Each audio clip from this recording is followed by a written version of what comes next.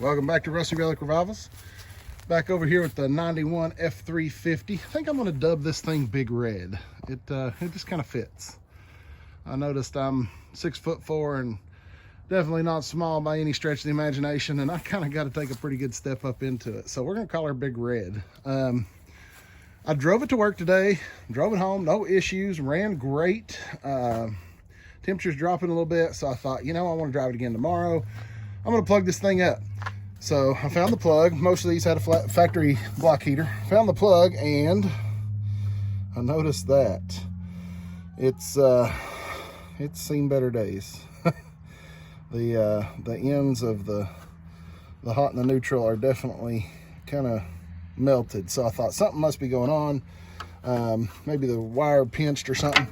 Pulled a little more of it out. This wire was pinched. So I thought, well, quick fix, I'm going to splice that back together.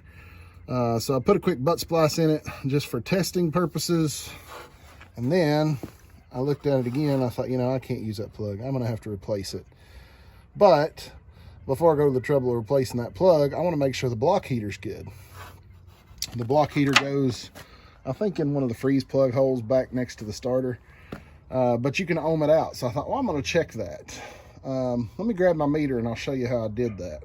All right, so I got my little cheapo Harbor Freight meter set to ohms, max of 200. This, all you do is ohm it out between the hot and the neutral. You're looking for, I think it's like 15 ohms. So I connected one to one and the other to the other.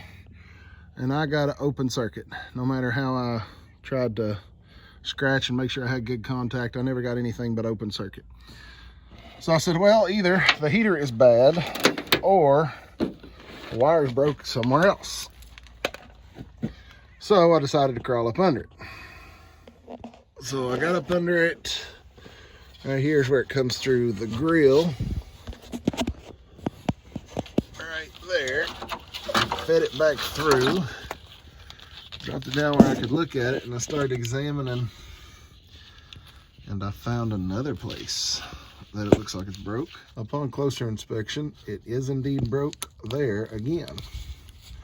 Nearly completely broken in two. So that's no problem. I can replace the plug end from there forward. I just wanted to make sure that the heater itself was good. So I figured I would probe it back here on the truck side of the brake to check the heater. I'll show you that. All right, hopefully you can see the meter there in the background. So I came down here on the truck side of the brake and I probed one right in one leg like so, and the other in the other leg like so. And if you can see the meter, we're reading 15.6 ohms. I think the book says you're supposed to have like 12 to 15 or 13 to 15 or somewhere thereabouts. So 15.6, I am happy with that. I'm moving the wire around. Doesn't seem to have any more shorts or breaks between here and the block.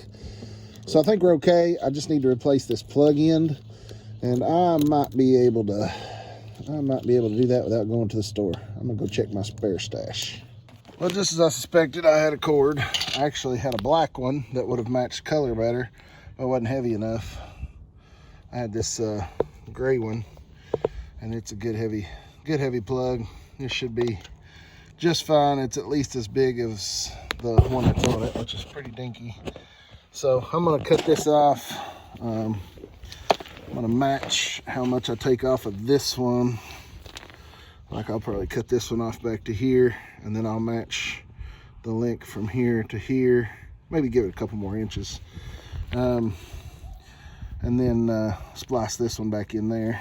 For sake of not trying to video while I stand on my head, because I don't have anything but this old iPhone, I'm gonna probably just kill the camera and then show you the end result. I'll be right back. Okay, just finished it up. Did 3 splices for each wire with heat shrink around that, electrical tape around that, and then I pulled the end of the loom back in, electrical taped around that joint as well.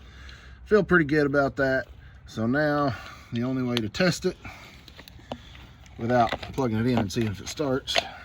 I had to get my leads in there, so I'd basically just test them between the two prongs for hot and neutral. 16.9 ohms. It's a little more than we should have. I think it's supposed to go up to 16 maybe, but I think that's close enough. Definitely should give us some block heater action. So the only way to really know if it's going to work, I'm going to plug it up tonight. I started this morning, it was about, I think it was about 35 degrees.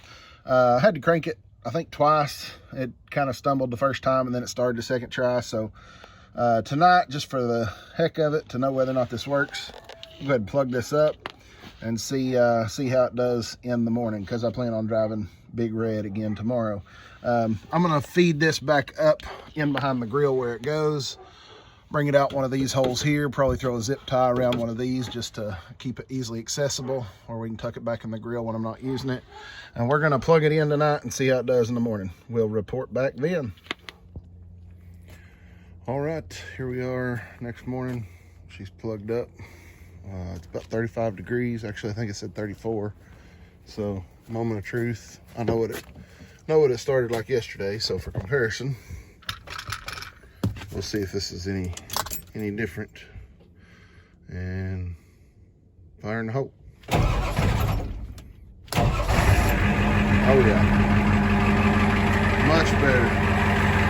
So easy fix on the block heater, and I get to drive Big Red today. Tune in again next time for more Rusty Relic Revivals. Thanks for watching.